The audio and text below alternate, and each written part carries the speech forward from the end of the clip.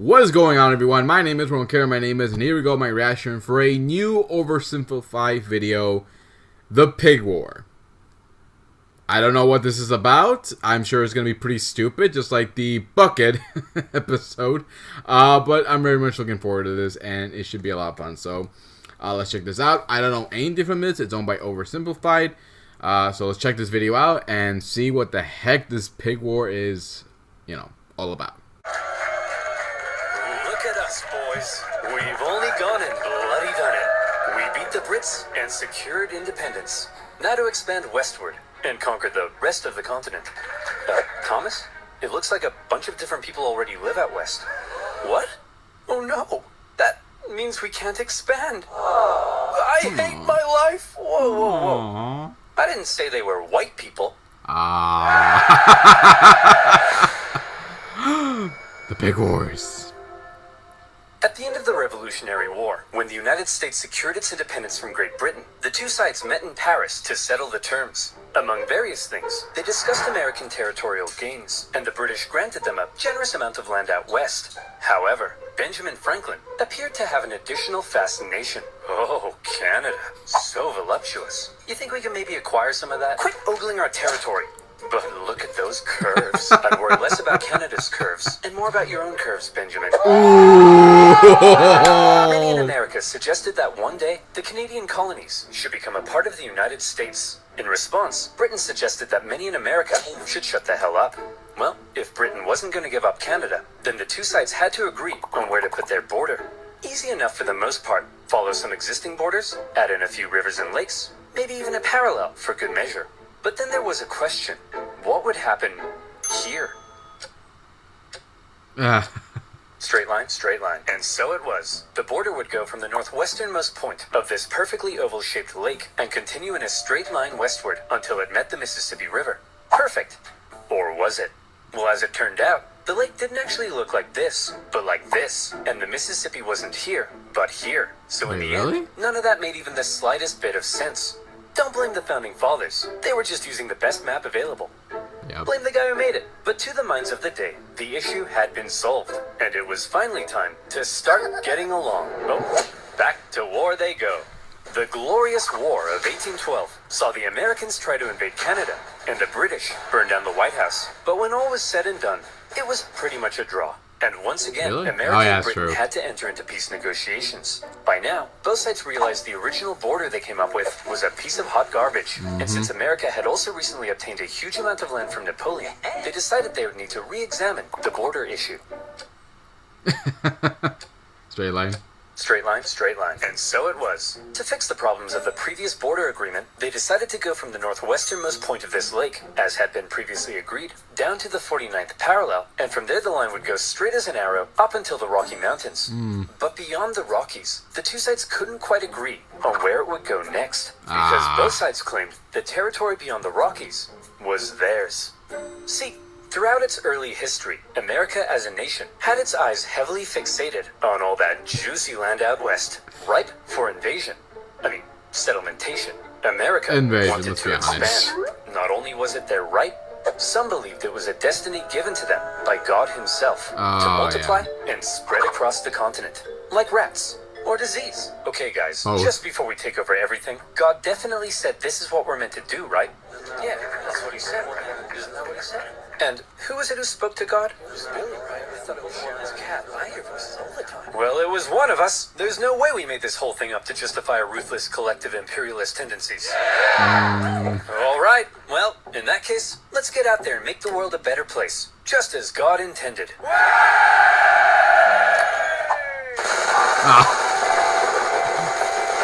This is about right.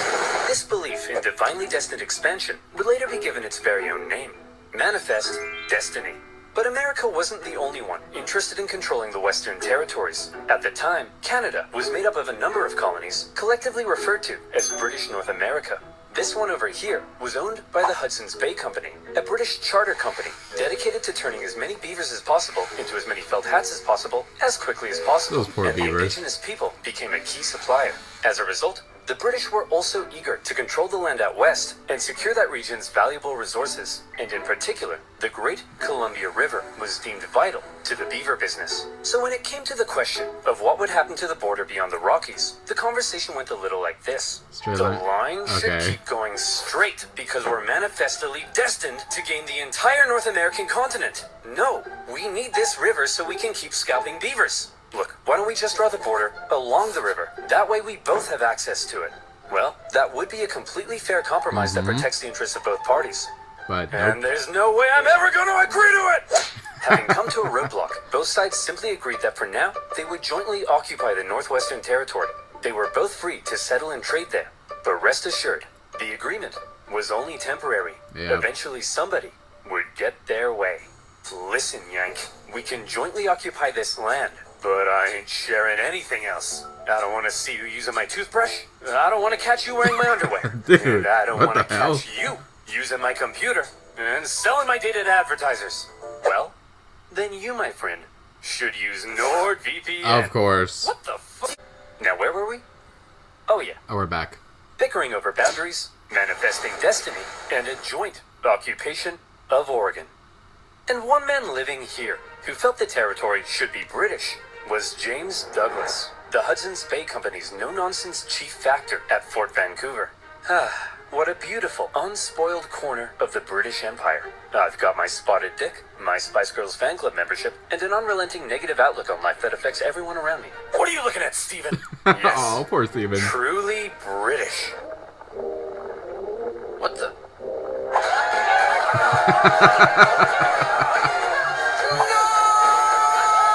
The problem for men like Douglas was that many Americans had already begun streaming up the Oregon Trail. Gunslinging, howdy neighboring, diarrhea having. By yeah. the thousands, they were So many pouring people into the died. Oregon territory in search of land to settle and farm. This, however, crowded out the fur trade, and poor eventually, the beavers. very bitter Douglas and the other Hudson's Bay traders at Fort Vancouver were ordered to relocate north to a new base of operations. But the Americans keep coming and they don't stop coming. Hopped in their wagons and they hit the ground running. Didn't make sense to Damn. keep sharing Oregon when they outnumbered the Brits more than 6-1. And suddenly, the whole joint occupation deal was being called into question. Newly elected President Polk maintained that America had an obvious claim to the entire region, even implying a possible war with Britain. Fiery language from U.S. senators declared that American rifles would annihilate the Hudson's Bay Company in Oregon, and America even gave Britain notice that it was pulling out of the joint occupation agreement. The British were alarmed as the two sides stood on the brink of war. But in the end, neither truly wanted to fight. Yeah. The British favored maintaining good economic relations, while the Americans had already gotten themselves into a war with Mexico. So after a bit of Yeah, back that and forth, was- the British finally that was said, horrible. "Fine, you wanted a straight line? There's your straight line." And so, the agreement was Really love made. their- The border really would love continue their guns. directly to the Strait of Georgia. But because the British insisted they keep Vancouver Island, it would then move south through the center of the channel and on to the Pacific Ocean. Finally, the issue of the northwest border had been solved. But hold the phone. Discrepancy detected. Enhance frame, 200%. Enhance. Wait, what? Enhance. Nope. Too far. Perfect. Now, show me the exact wording of the treaty. The line of boundary goes to the middle of the channel, and thence southerly through the middle of said channel. But there's loads of channels. So, you tell me, dear viewer, which channel is the treaty referring to? And therefore, who owns these islands? Is the wording of the treaty maybe a little too vague? Well, that's exactly the problem encountered by the people living in the area. The British insisted that the channel intended by the treaty was the Rosario Strait, and therefore the islands were British. The Americans, on the other hand, argued that the intended channel was the Harrow Strait, and therefore the islands were American. At times, the debate became rather heated. Even the individuals who negotiated and signed the treaty at times didn't seem entirely sure which channel the treaty meant, and representatives from the Hudson's Bay Company begged them to make it clearer. But Marshmallow. thousands of miles away, the people in power simply had more to worry about than some tiny islands in the middle of nowhere. Pretty much. Order! Shut up! All right, listen up. We got a lot to get through. The 7th Earl of Chissingham says he encountered a foul beast in the fields of Upper Fardingdom late last night and put this sketch together? That's That's a poor person, Darren. Ugh, next, Lord Piddlingham says he has a new mole on his backside? How is that parliamentary business, George? Oh, some islands in the Pacific Northwest are in dispute and could lead to a war with America? Boring. Fine, let's take a look at that mole, George. Yeah, George wins. And so, for now, the islands were simply held in dispute. Were they British or were they American? I'm sure this conflict won't cause anyone to die. And one man who thought the islands were undeniably British was James Douglas, now the governor of Vancouver Island. He had already once had American settlers encroach on his territory and force him to move. And by golly, he wasn't going to let it happen again. As far as he was concerned, those islands were not only British, but prime agricultural land. And given the chance, those glubby Yanks wouldn't hesitate to start pitching flags with their glubby little hands. And so, he came up with a plan. If the British settled the islands first, then that would surely secure them for Britain. And so in 1853, Douglas sent an Irishman by the name of Charles Griffin, along with some Hawaiian shepherds, to go set up a sheep farm on San Juan Island. And set up a sheep farm they did. The place was rammed with sheep, 1,369 to be exact. But within those flocks of woolly cowards could also be found a number of beautiful, prized Berkshire pigs. Oh, Porky, you look stunning. You're the greatest thing that's ever happened to me. Would you perhaps like to go to the island ball together tonight? Oink once for no. Roll around in that cow crap if yes. Yes! I'm covered in poo and I'm the luckiest man alive! But life on the island for Charles Griffin wasn't to be a perfect paradise of pig pageants. Because unfortunately for him, the Americans also believed the island was theirs. One day, in 1854, an American customs collector was sailing around the islands on the outlook for bands of native tribesmen when he spotted something. Aha! I've got you now, you savages. Over yonder. Those are sheep, sir. Sheep, you say? What are they doing here? Let's go and negotiate with them. Negotiate with sheep? Are you crazy? I'm perfectly stable, you rat. Call me crazy again and I'll eat your eyes! Hello, good sir. We request to speak with your leader. Out of my way. Allow me to parley with this foul beast. You gotta stop him, aren't you?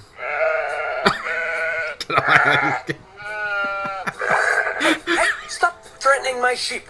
Your sheep? You mean to tell me that you, a British subject, have illegally imported these sheep into American territory? I'll have you know that you, an American, are currently trespassing on British territory. The Americans felt that they were entitled to collect taxes on the British property, you know, because the island was American, and they threatened seizure if dues weren't paid. The British, meanwhile, threatened to arrest the Americans, you know, because the island was British, and the two sides were in a standoff. To give Charles Griffin the legal power to deal with the American trespassers, Douglas said, hey, put on this wig. Boom, you're a magistrate now. And in turn, Griffin went to one of his Hawaiian shepherds and said, hey, I'm making you a constable. Put on this badge. The British then went off to arrest the U.S. Customs Inspector. But, being an American, he emerged from his tent with 4 pistols and a giant knife, so the Brits had to back down. Eventually, raids by northern tribes chased the U.S. officer from the island, but the Americans weren't done yet. Officials from nearby Whatcom County in Washington Territory believed the island fell under their jurisdiction, and they decided it was time to make the British pay up once and for all. They sent one Sheriff Barnes to go confront Charles Griffin. Hey, you owe us $80.33 for all this farm stuff you got here. Go suck an egg! Oh, I see. So that's how it is, huh? That's how it's gonna be, is it? That's the way in which things are, eh? What are you doing? That be how it will, is it? Will it be how that is, huh? Okay, dude. That be the way in which things be the way they are, is that? Get off my property! So the sheriff and other Whatcom County officials felt they were now well within their rights to seize and auction off Griffin's sheep in order to recoup lost taxes. And who had they auctioned these prized breeding rams off to? But themselves. Then, in a pretty chaotic scene, they worked to tie the rams to their boats. And when Charles Griffin came running to rescue his kidnapped sheep, being Americans, they pulled out guns on him, and he had to back down. In all, Charles Griffin lost 34 breeding rams, and he was furious. Yeah, the British complained to the American government, who were shocked to hear what had been going on at their northwest border. And both governments told their officials in the area to back off. We're not trying to start a major war over some dumb sheep and a stupid island. but also the islands are definitely ours. Under no circumstances let the other side have them. For now, both governments agreed to set up yet another boundary commission to decide which channel was the correct border. Oh, but my goodness. it often devolved into petty bickering. The British did make one interesting suggestion, though. We could draw the border through this middle channel and split the islands between us. Well, that would be a completely fair compromise that protects the interests of both parties. And there's no way I'm ever going to agree to it! And in the aftermath of the sheep raid, James Douglas, still stationed at Fort Victoria, became even more cautious of American encroachment into his territory. Mr. Douglas, sir, it appears an Indian has discovered gold in the Fraser Canyon, just north of here. Shut up!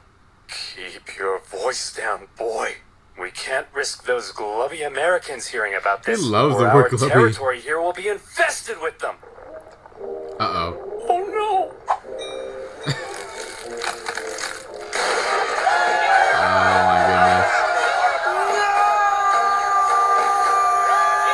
The Fraser Canyon gold rush attracted a heap of Americans to the region. Some got lucky.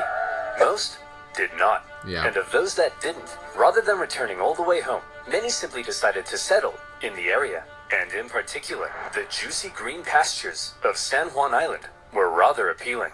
Believing the island was American territory, around a dozen American settlers moved there in the late 1850s. One of them was a man named Lyman Cutler, a young man in his mid-20s, and lazy as pie. He didn't want to have to clear a space in the forest to build his home, so he said, I'll just build my cabin right in the middle of this British sheep run. I'm sure that won't make anyone mad. When he planted potato seeds in his garden, rather than building a nice protective fence around them, he said, I'll just fence in 3 sides and hope all these British farm animals have a moral compass and respect my property rights. Yeah. Oh. Griffin's pig was a Berkshire, well known for rooting, and Lyman's fairly pathetic fence made for a bad combination. Numerous times he had to chase the pig away from his property, and he once angrily marched up to Griffin's home, saying, Hey, British farm idiot, keep your stupid pig out of my potatoes. It is up to you to keep your potatoes out of my pig. Griffin was furious with his new American neighbors. They built their homes all over his sheep pastures. And besides, what right did they have to be here anyway? It was British territory. Lyman, on the other hand, swore the local government had assured him his land claims were legitimate, and so to him, the British were out of line. Look at that sick freak. In love with his pig. Isn't that just sick? Yeah, what a freak. Not like our love, Spuddy. Ours is all natural. Just a man and his potato. Nothing wrong with that. But the tension between Lyman and What the hell is going on? to explode.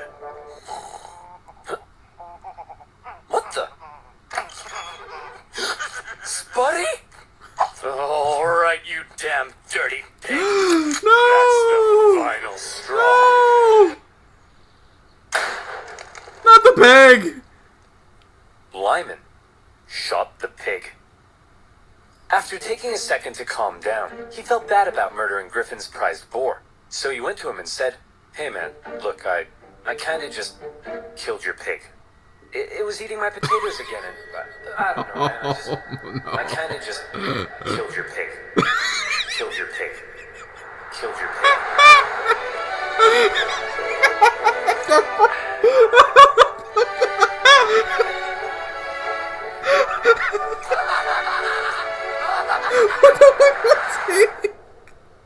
You swine! No, the swine is the one I killed. I'm Lyman. I love this so much. Griffin demanded Lyman pay $100 for the loss of the pig, an outrageous sum at the time. Obviously, Lyman refused, threatening to shoot any more animals that dared enter his property, even threatening to shoot Griffin himself. When Griffin complained to James Douglas, British officials went and confronted the pig killer. Again, they insisted he pay up, and if he didn't, Lyman claimed they threatened to arrest him and take him back to Victoria. British officials arresting an American on American soil and trying him under British law. Now that's controversial. Pretty much. And it's a controversy that attracted the attention of an American general in charge of the Department of Oregon, one William S. Harney. This guy, General Harney, had a reputation He's the kind of guy who invades Mexico without orders, wasting valuable resources, and creating an embarrassing situation for everyone involved. He's the kind of guy who has one of his own men arrested for writing the wrong header on a report. He's the kind of guy who finds a dog digging up his yard and then chases it for 1.5 miles just to give it a beating. He hated superiors, hated being told what to do, and had been court-martialed 4 times for disobeying orders. Contemporaries described him as an imbecile, all matter and no mind, an arrogant humbug, and a laughingstock. Pretty much. I said, General Harney had a reputation. He hated the British and was out for any opportunity to earn personal glory for himself. By some accounts, he even wanted to become president. And so, I'm glad in he July never became 1859, when he happened to visit San Juan Island, and he learned of the plight of the Americans living there, the shooting of a pig, and the British threat to arrest Lyman Cutler, General Harney went into scheme mode. Oh. Hey yo, Captain Pickett. Yes, sir. Listen carefully. I need you to go pick up some flowers and bring them to my place later. I've got a plan. Here I am, sir. What's the plan? Pickett, you and I are going to start a war. What do you mean, sir? Okay, listen up. An American man shoots a worthless pig on San Juan Island, and the British threaten to arrest him. Outrageous, but we can use it. We get the settlers there to send us a petition saying they need American troops for protection. That's when you go with your men and occupy the island. The British will find American troops on an island they consider theirs so offensive, they won't hesitate to blow you to smithereens. Then, it's war. We Really? bring in reinforcements, and we fight back. I'll write to Washington, D.C., letting them know what's happening. But here's the kicker. My letter will take 6 whole weeks to get there. Before the government even gets a chance to respond, telling me I'm an idiot and ordering me to cease fire, the island will be ours. Hell, we could even invade Vancouver Island or British Columbia. It's foolproof. Wow, very impressive, sir. But I gotta ask, why? Well, I'll level with you, Pickett. Historians still contest exactly what it is I'm trying to do here. It's possible I'm trying to expand America's territory. Nope. Maybe I'm trying to play the hero so I can become president. No. Some have even suggested that since I'm a slave-owning Southerner, I may be trying to create a diversion to help the South secede in the upcoming Civil War. But if there's one thing that almost everyone can agree on, it's that I'm an idiot. Pretty much. I see. But hold on. What'd you tell me to bring flowers for? Because, Pickett, they're pretty and I like them! There are also historians who believe that Harney and Pickett had no secret plan at all, and were not scheming masterminds, but simply hot-headed buffoons, genuinely outraged at the audacity of the British, and trying to protect American citizens. But the fact of the matter is, Pickett took the very controversial and extremely provocative act of landing American troops on disputed territory. He set up his camp in a very exposed position and erected a very provocative sign proclaiming that only American laws applied on the island. It was almost like he was asking to be fired upon. Or, again, maybe he was just an idiot. When a British official sent to the island to get rid of the unruly American settlers now saw that there were American troops, he demanded they leave. He was obviously told to go suck an egg. When Douglas found out, he was enraged. To him, the American landing constituted an invasion. Harney sent a report back to the War Department in D.C., justifying his actions with exaggerated claims of British villainy. But he knew it would take 6 weeks to get there, and another 6 weeks for the reply to come back. For now, the situation was entirely in the hands of local military and government officials, and the ball was in the British court. Would the temperamental Governor Douglas and the powerful British Navy respond to the American provocation with force? Were Britain and America really about to go to war over the shooting of a pig? Well, if one man were to have his way, it's entirely possible they would. James Douglas had already had Americans force him out of Oregon. They had threatened his position in Victoria during the gold rush. Now they had invaded his island, and he had had it. It was time to turn to the Royal Navy. You, Captain Hornby, go to the island and prevent any more Americans from landing. And take this magistrate with you to arrest Captain Pickett. Use force if necessary. Just don't do anything to start a war. Wait, you want me to use force but not start a war? Oh, I'm sorry. Is that too much to ask? Yeah, pretty much, Princess? dude. When Captain Hornby got to the island and saw that the American force there was even larger than expected, his concern grew.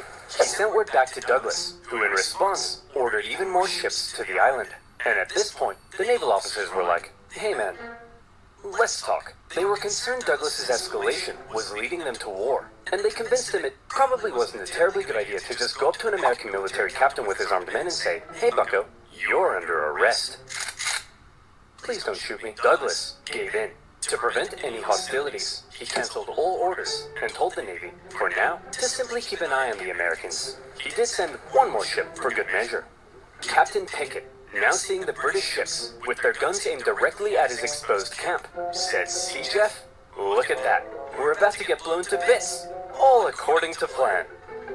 Hang on. Oh crap, Jeff, we're about to get blown to bits! Run! Pickett hastily moved his camp from its very exposed position to another position, which, as it happened, was also very exposed. It probably won't surprise you to learn Pickett came dead last in his graduating class. Yeah, sounds Nearby about right. American and British officials began showing up to ask Pickett what the heck he was even doing. Then, a bunch of tourists showed up, because a major war breaking out in their doorstep was the single most exciting thing to ever happen in any of their miserable frontier lives. One Very Charles miserable Griffin lives. was particularly unhappy. First, his pig had been shot. Now his sheep pastures were being trampled by soldiers and tourists alike. He complained to Governor Douglas, who was still pretty upset about the whole thing. Douglas felt British honor itself was at stake, so he decided that if American forces were allowed to be on the island, well then by golly, the British should be there too. It would be a joint military occupation. Upon hearing Douglas's new plan to land British troops on the island, Captain Hornby decided to go speak with Pickett in person. After informing him of the plan, Pickett replied that if they dared land, he would open fire. So there they were. The British had orders to land. The Americans had orders to prevent their landing.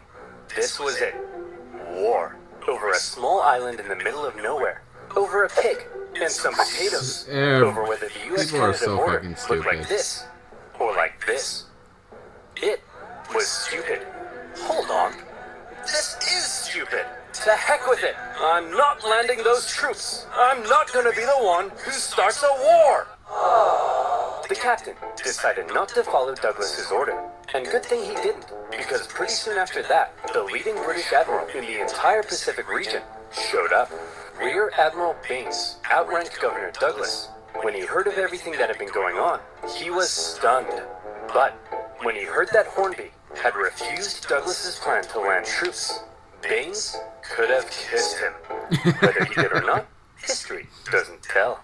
But I like to think they did. The Rear Admiral canceled all of Douglas's orders and instead pursued a policy of not interfering with the Americans until he could contact the British government. The Americans, not knowing the British no longer intended to land, had sent reinforcements and began fortifying. But even still, the British Navy did nothing. And finally, when word made it across the planet, informing the two governments of the ongoing crisis, everyone was shocked. Holy crap! Harney landed troops on disputed territory? Man, I hope the British don't find out about this. Buchanan? Oh crap! The British! Why are we getting reports of American troops on San Juan Island? Whoa! Whoa! Whoa! Whoa! Whoa! I don't know, man. Nothing to do with me. But you're the president. What? Breckenridge? Am I the president? Yes, sir. And hey, we got a problem.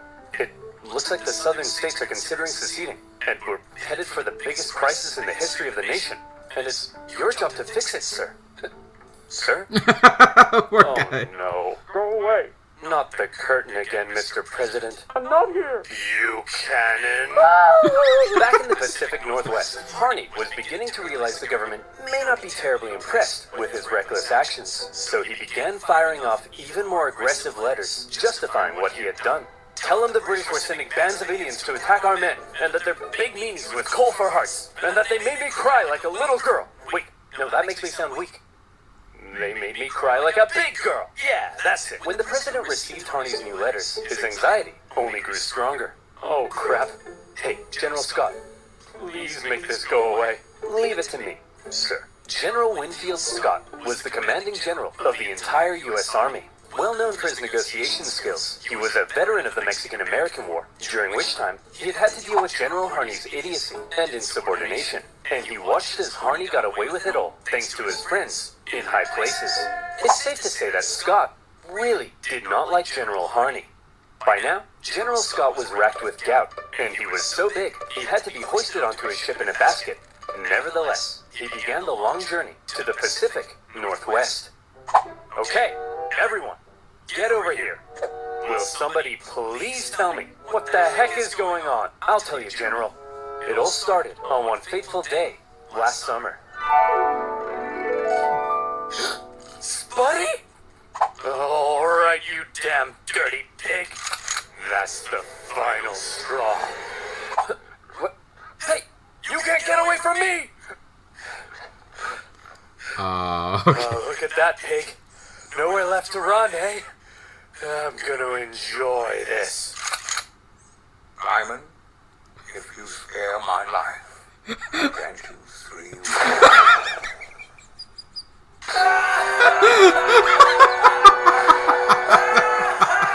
So you see, General, the pig wasn't even on his property when he shot it. Liar! He's lying to you, General. I'll tell you what really happened. I don't want to hear what happened in your version. What a pleasant summer's afternoon here on my humble farm. It's just me and my beloved potatoes. I'm so happy. Say, Lyman, them some nice What the- spuds you got there. Would be a shame if somebody... No, please no. No, not again, you beast! Leave my potatoes alone! Yeah, I'm gonna eat them, Lyman. I'll eat them.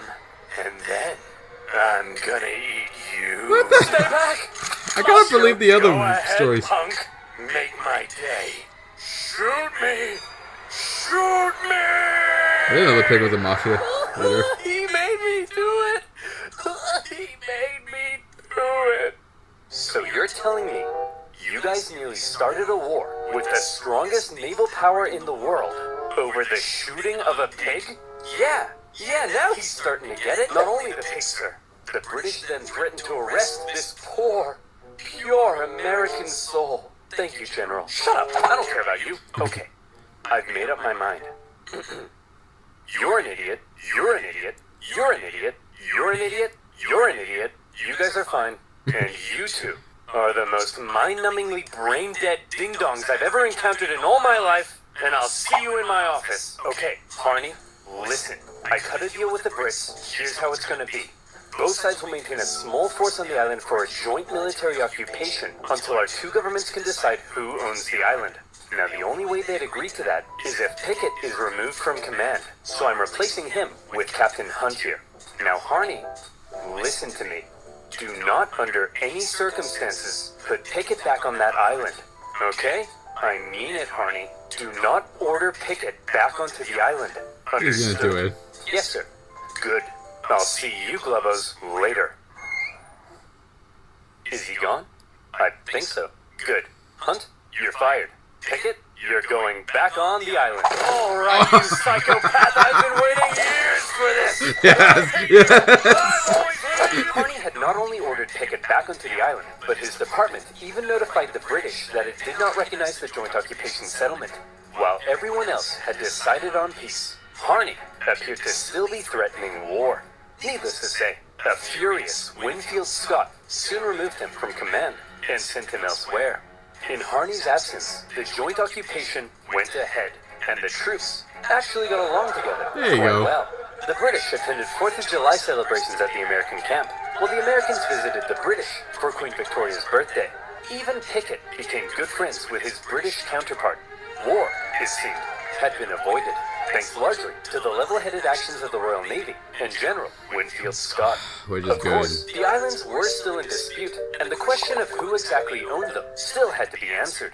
That answer would have to wait, because while San Juan was at peace, the nation was tearing itself apart. Yeah. When civil war broke out in 1861, the issue of San Juan just wasn't that important. Harney, despite being a Southerner, remained in the U.S. Army, but was eventually removed from command at St. Louis when his loyalty to the Union came under suspicion. More famously, Captain Pickett, a native Virginian, went on to become a Confederate general. Pickett's charge at the Battle of Gettysburg remains one of the most famous moments of the entire war and marked a major turning point. U.S. relations with Britain actually soured during the war.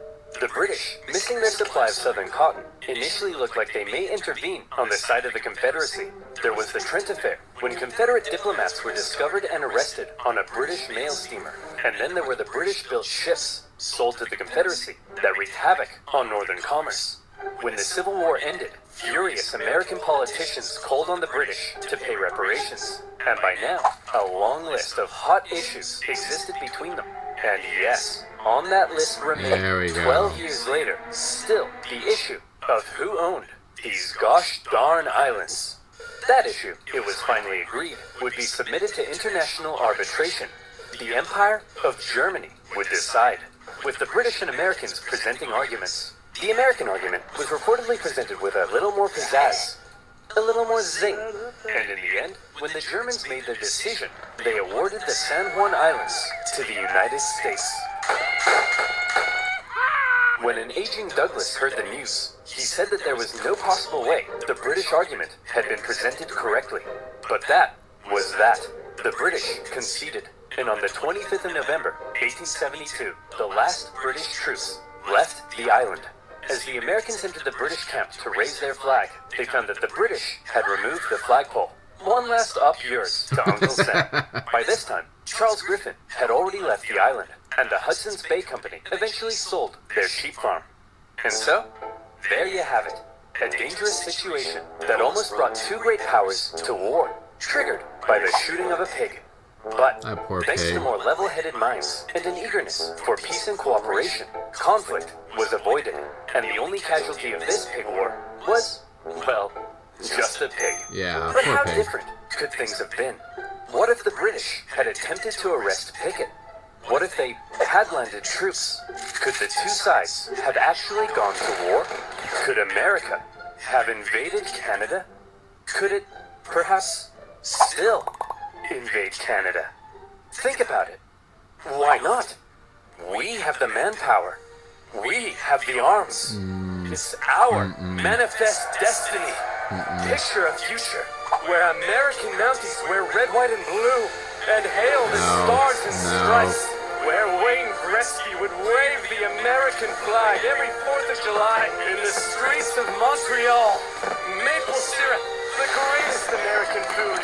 Beth, the greatest American national park. Two American One now. united nation under the leadership of our glorious president. Drake, no longer shall we tolerate our smug neighbors to the north with their affordable insulin and endless comments complaining that I don't talk about Canada enough in my videos.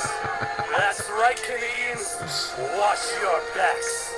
Sleep with one eye open tonight. The hell, Because dude? Biden's coming, baby. And this time, he's coming with a vengeance! Okay, so first of all, let's be perfectly honest. History has shown people will fight over anything stupid. We have gone to war for dumber shit than, a pig being shot. So, if this actually did happen, if we actually did go to war over a pig, it would not have been that surprising. And it probably would not have turned out well for anybody. I mean, let's be honest. We were close to the Civil War. So add this war and then the Civil War, it probably would have been a disaster for everybody. So, yeah. This was... I enjoyed this video. I thought this was so much fun. And he really did an amazing job putting this together. I'm very happy with this. And I'm very much looking forward to the next one. So, yeah, I love this. This was stupid, but I loved every single bit of it. Oh, that poor pig. So that's pretty much it, guys. If you have a different opinion about this, leave some comments below. Let me know what you think. Hit the subscribe button, check my Facebook page and my Twitter page. Check out OverSimplified's channel. Subscribe to their channel, keep up to date with the videos. And I'll see you next time, give you more love and more entertainment. Until then, guys, take care, be safe, love y'all, and goodbye.